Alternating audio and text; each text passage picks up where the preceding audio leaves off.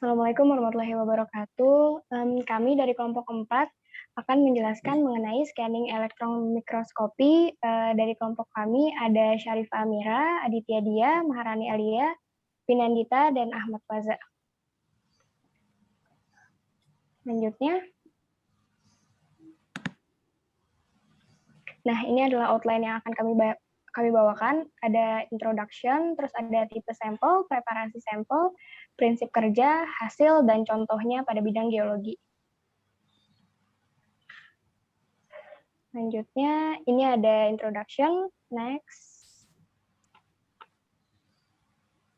Nah, jadi scanning elektron mikroskopi ini merupakan sebuah teknik yang digunakan untuk melihat tekstur permukaan suatu sampel dengan menggunakan pancaran sinar elektron yang terfokus, sehingga menghasilkan gambar permukaan dengan resolusi yang tinggi.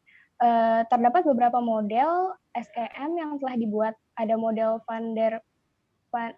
von Andernes yang dibuat pada tahun 1938, lalu ada juga model RCA STM yang dibuat pada tahun 1942. RCA sendiri ini dia berbeda dengan model yang von Ardennis, di mana dia membuat ulang modelnya. Lalu ada juga The Cambridge SEM yang kemudian dimodernisasi di SEM modern. Lanjut. Nah, tipe analisis yang dapat dilakukan oleh SEM ini sendiri ada beberapa, yaitu ada BSE atau Backscattered Electron Detection, di mana Backscattered Electron Detector ini dapat memberikan informasi mengenai komposisi dari sebuah sampel. Contohnya ada info tentang kristalografinya, topografi, dan lapangan magnetik. Terus ada juga energi dispersif X-ray spektroskopi atau EDS, di mana EDS ini dapat menganalisis energi spektrum dan komposisi kimia dari suatu sampel. Lalu ada juga kontoluminescence atau CL, di mana CL ini dia dapat memproduksi gambar beresolusi tinggi dari luminescence material. Terus ada juga electron backscatter diffraction, di mana EBSD ini dapat digunakan untuk mengetahui struktur kristal dan orientasi material dari suatu sampel.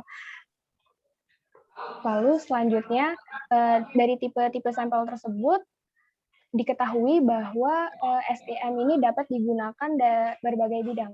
Salah satunya adalah bidang biologi, forensik, geologi, dan medis. Next. Nah, selanjutnya ini ada tipe sampel. Next. Nah, tipe sampel yang digunakan di SEM ini sendiri adalah tipe sampel yang solid dan dapat berperan sebagai konduktor. Karena SEM ini menggunakan elektron yang perlu dipantulkan. Selanjutnya.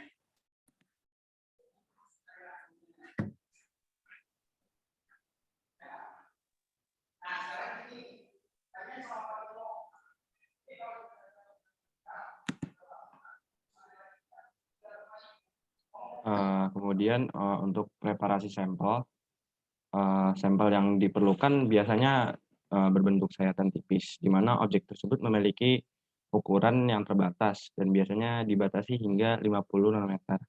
Dan sampel yang disiapkan biasanya memiliki ukuran yang sesuai dengan scanning elektron microscopic chamber. Sampel harus terlebih dahulu dilapisi dengan suatu lapisan dengan yang bahan konduktor, sehingga pada saat penggunaan karena menggunakan elektron tidak ada penumpukan muatan pada sampel listrik, sampel yang terisolasi, sehingga tidak menyebabkan adanya kelebihan muatan pada sampel tersebut. Akibat sampel yang digunakan biasanya berupa konduktor, dan bahan lapisan konduktor yang melapisi sampel biasanya memiliki ciri khas tersendiri sesuai dengan data yang dibutuhkan. Bahan karbon biasanya digunakan bila analisis elemen menjadi prioritas, dan bahan logam biasanya digunakan untuk resolusi gambar yang tinggi. Sampel juga harus dibersihkan terlebih dahulu sebelum digunakan, sehingga gambar bisa terlihat dengan jelas. Dan untuk menjamin detail struktur pada sampel, sampel bisa dikeringkan dengan menggunakan alkohol.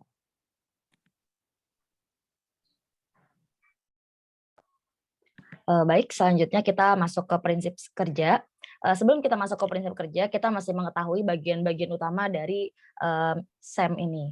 Pertama, kita ada pistol elektron. Jadi pistol elektron ini berupa filamen yang terbuat dari unsur yang mudah melepas elektron. Karena tujuannya itu untuk mengeluarkan elektron atau cahaya spektrum cahaya yang ada elektronnya gitu. Yang kedua, ada lensa untuk elektron atau kita bisa sebut electromagnetic coil. Nah, lensa untuk elektron ini berupa lensa magnetis karena elektron yang bermuatan negatif dapat dibelokkan oleh medan magnet. Begitu. Dan selanjutnya ada sistem vakum. Sistem vakum ini ada di dalam mesin SEM sendiri karena elektron itu sangat kecil dan ringan. Jadi kalau ada molekul udara yang masuk nanti elektron itu tidak tepat dengan sasarannya begitu. Next. Oke, ini adalah prinsip kerja dari SEM sendiri. Pertama, ada pistol elektron yang menembakkan cahaya di nomor 1. Kemudian, saat cahaya sudah memasuki mesin SEM, nah disinilah terdapat ruang vakum. Jadi, elektron tidak dapat berjalan melalui udara karena. Selanjutnya, ada elektroda positif yang menarik elektron negatif dan mengarahkan dan mempercepatnya. Nah, di nomor 4, terdapat lensa elektromagnetik yang tadi disebutkan, electromagnetic coil. Nah, di sini itu membawa elektron ke fokus yang sangat tepat. Jadi, gunanya lensa elektromagnetik ini untuk memfokuskan cahaya elektron. Nah, yang kelima, ada electromagnetic coil lagi untuk semakin tepat. Dan kemudian ada cahaya yang memindai objek. Nah, di nomor 7, ada elektron dari cahaya mengenai permukaan benda dan memantulkan darinya. Yang ke-8, ada detektor gunanya untuk mencatat elektron yang tersebar dan mengubahnya menjadi gambar. Dan yang terakhir, gambar dari objek SEM itu ditampilkan di monitor. Selanjutnya ada hasil tipe datanya. Nah, yang pertama itu SEM atau scanning electron magnetic ini pertama dapat menghasilkan gambar 2 dimensi atau 3 dimensi dengan perbesaran dari 20 sampai 30.000 kali dan resolusi spasialnya 50 sampai 100 nanometer dalam format digital. Contohnya seperti ini. Yang kedua itu improvisasi fokus secara automatic function. Artinya adalah memfokuskan suatu objek menjadi lebih fokus secara otomatis. Selanjutnya, mendapatkan 3 sudut pandang melintang atau crystalline section dengan informasi tekstur, komposisi kimia, serta struktur kristal dari 3 sisi, dari atas, samping, dan ruang dalam. Selanjutnya ada 4, yaitu magnification, accuracy dengan focus adjustment. Maksudnya adalah perbesaran dengan cara focus adjustment. Nah, selanjutnya ini low vacuum function sebagai memperjelas resolusi spasial tinggi. Nah, hasil tipe data yang terkaitkan dengan sampel batuan dari berhubungan dengan geologi, ini terdapat 2 sampel, yaitu ada sampel 1A dan 2B. Terlihat jelas struktur batuan yang jelas, terlihat adanya pecahan kristal, masih terbentuknya pecahan kristal. Sedangkan pada contoh lainnya, pada sampel 1B dan 2A, sudah mengalami perubahan struktur batuan dan terdapat banyak clay atau tanah, sehingga strukturnya tidak dapat terlihat struktur kristalnya. Nah, selanjutnya pengolahan datanya. Pengolahan datanya dapat dilihat dari prosesnya. Yang pertama yaitu penembakan sinar elektron kepada suatu objek di preparat sehingga memunculkan gambar 2 dimensi atau 3 dimensi pada komputer. Selanjutnya, kedua itu adalah menganalisa sudut pandang melintang atau crystalline section dengan informasi-informasi dari batuannya. Yang ketiga adalah interpretasi bagaimana keterbentukan dari batuan tersebut. Nah, selanjutnya contoh dalam integrasi dengan proses geologi. Nah, tadi Fasi sudah menyebutkan bahwa terdapat pada scanning elektron microscope didapatkan foto sampel 1A dan B, terlihat struktur dari permukaan batuan yang masih alami, di mana kristalnya pecahannya masih terlihat jelas, sedangkan di sampel 1B dan 2A terlihat struktur pada permukaan batuan yang sudah banyak berubah. Nah, itu mengindikasikan bahwa terdapat clay atau tanah. Next. Nah, untuk batuannya sendiri itu mengalami pelapukan diakibatkan oleh panas, air, dan tekanan yang mempengaruhinya. Yang kedua, pada sampel berikut terjadi juga proses laminasi. Struktur yang telah mengalami laminasi biasanya terjadi pada batuan yang telah mengalami perubahan berupa proses sedimentasi atau pengendapan dan terpengaruh oleh tekanan serta temperatur. Nah, batuan yang sudah mengalami pemalihan atau sedimentasi itu pada dasarnya berasal dari batuan-batuan. Misalnya contohnya batuan beku dan batuan sedimen yang biasanya bersifat padat dan keras. Terbentuknya karena memiliki mineral utama yaitu olivin dan terbentuk pada temperatur yang tinggi. Mineral ini sangat tidak baik atau tidak stabil serta mudah sekali untuk terkontaminasi dengan mineral lain.